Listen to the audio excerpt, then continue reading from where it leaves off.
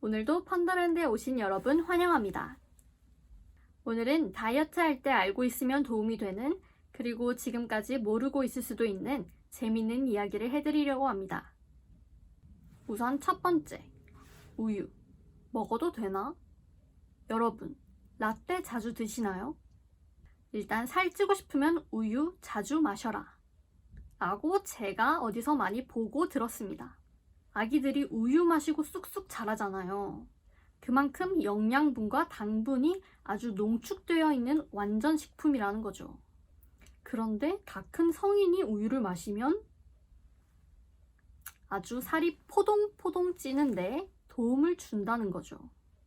근데 그런 걸 떠나서 우리 건강을 위해서는 우유를 마시지 않는 편이 좋습니다. 다이어트 한다고 다이어트 쉐이크나 다이어트 시리얼 이런 거 사서 먹어보셨나요? 그러니까 저는 이제 그런 거를 우유에 타서 마시잖아요. 근데 이제 다이어트 쉐이크나 시리얼의 문제였을 수도 있지만 항상 우유 때문에 저는 소화가 안 되거나 배가 아팠단 말이죠. 이제 그게 우유 속 유당이 문제가 돼서 배가 아팠습니다. 그래서 요즘은 유당을 제거한 락토프리 우유가 나오죠. 그래서 우유가 마시고 싶으면 락토프리 우유를 마시고, 그래도 요즘은 다이어트 중이기 때문에 제가 락토프리 우유조차 마시고 있지 않습니다. 그리고 다이어트 시리얼과 저지방 우유를 사서 이렇게 한 그릇을 말아 먹었을 때 정말 그 한 그릇만 말아서 그 자리에서 드시는 분 계신가요? 저는 사가지고 한 그릇만 먹어본 적이 없어요. 사서 한 그릇 말면 꼭 우유가 조금 남거나 시리얼이 조금 남아서 우유가 조금 남으면 시리얼을 조금 더 붓고, 시리얼이 조금 남으면 우유를 조금 더 붓고, 그렇게 해서 제 몸이 붓고 그렇게 해서 항상 다이어트에 실패를 했기 때문에 다이어트를 하는 데는 다이어트 시리얼과 우유는 정말 최악인 것 같습니다. 그래서 정말 다이어트 할 때는 우유와 시리얼을 거들떠 보지도 않습니다. 정말 중독적이에요. 아무튼 공장식 가축 사육으로 인해서 소고기뿐만 아니라 우유에도 항생제와 성장 호르몬이 다량 축적되어 있어요. 그렇게 우리 몸에 들어온 항생제 때문에 우리 장 기능이 아주 망가집니다. 그리고 우유 속에 있는 단백질이 우리 몸에 염증을 일으켜서 아토피가 있거나 면역력이 아주 떨어진 사람들은 우유가 아주 치명적이라고 하더라고요. 그래서 유제품은 우유는 굳이 추천드리지 않고 발효 유제품을 추천드립니다. 치즈나 그릭 요거트죠. 발효 과정에서 미생물이 당분을 잡아먹기 때문에 그 우유의 문제였던 유당에서 자유로울 수 있죠. 그리고 제가 이것저것 찾아보다가 유튜브 정라레 채널에서 본 건데요. 발효 유제품 섭취와 암 발생률과의 관련성에 관한 연구 결과가 발표됐대요. 그래서 발효 유제품을 섭취할수록 암 발생률이 떨어진다라고 결과가 났다고 하더라고요. 발효 유제품을 섭취할수록 장 내 환경이 좋아진다고 하네요. 그래도 치즈나 그릭 요거트가 우유를 대체할 순 없잖아요. 왜냐면 우유는 라떼로 마실 수 있는데 그릭 요거트나 치즈는 라떼로 마실 수가 없잖아요. 그러면 대체할 수 있는 게 무엇이냐? 아시겠죠?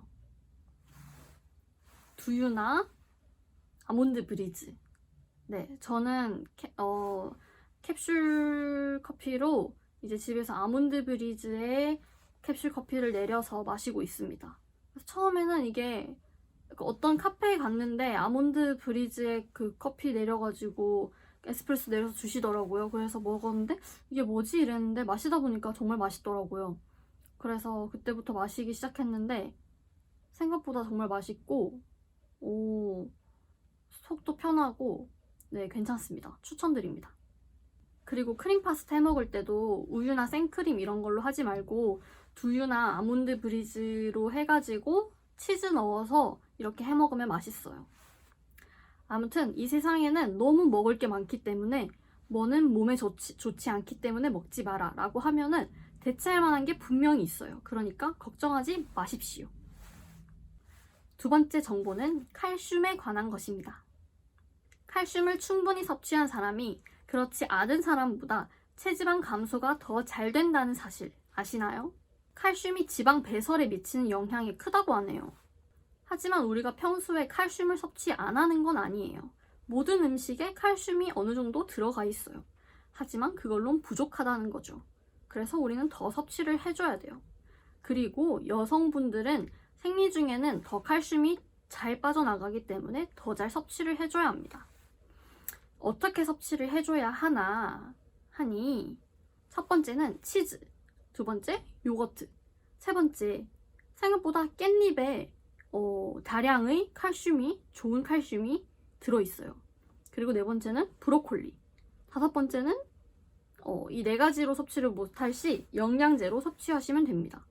그리고 이렇게 섭취를 하신다고 해도 비타민 D가 부족하면은 무용지물입니다. 그러니 햇빛을 많이 쬐시길 바랍니다. 마지막으로 세 번째, 탄수화물에 관한 진실인데요. 우리가 다이어트 할 때 가장 멀리 해야겠다고 생각하는 게 탄수화물이잖아요. 근데 이것도 잘 알고 멀리 해야 한다는 거죠. 우선 탄수화물은 식이섬유 플러스 당질입니다. 그리고 당질 안에 당류가 포함되어 있는 것이고요. 식이섬유는 칼로리가 0이고 체내에 흡수되지 않고 포만감을 높이며 변비에 도움을 주는 좋은 탄수화물입니다. 반면에 식이섬유가 없는 당질만 존재하는 탄수화물이 나쁜 탄수화물인 거예요.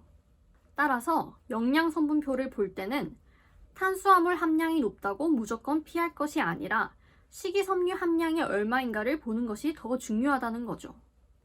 만약 영양성분표에 식이섬유 함량이 나와 있지 않다면 그것은 식이섬유가 포함되어 있지 않은 당질만이 있는 당질만이 있는 안 좋은 탄수화물이니까 다이어트 중이시라면 피하시는 것이 좋겠죠.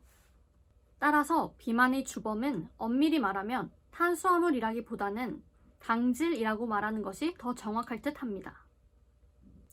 좋은 탄수화물, 즉 식이섬유가 많은 탄수화물은 야채, 과일, 고구마, 단호박, 귀리,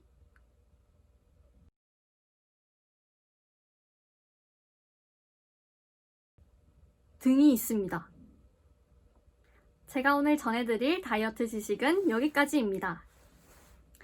제가 의사도 아니고 식품영양학과를 졸업한 것도 아니지만 다이어트에 관심이 많고 건강에도 관심이 많아서 유튜브나 블로그 이런 거 찾아보다가 더 많은 사람들과 이 재밌는 정보를 공유하고 싶다라는 생각에 그냥 가볍게 찍게 된 영상이니까 재미있게 가벼운 마음으로 봐주셨으면 좋겠습니다. 다음 영상은 제가 어떻게 식단을 하고 있는지 담아보려고 합니다. 재밌게 보셨다면 구독과 좋아요 부탁드립니다. 안녕!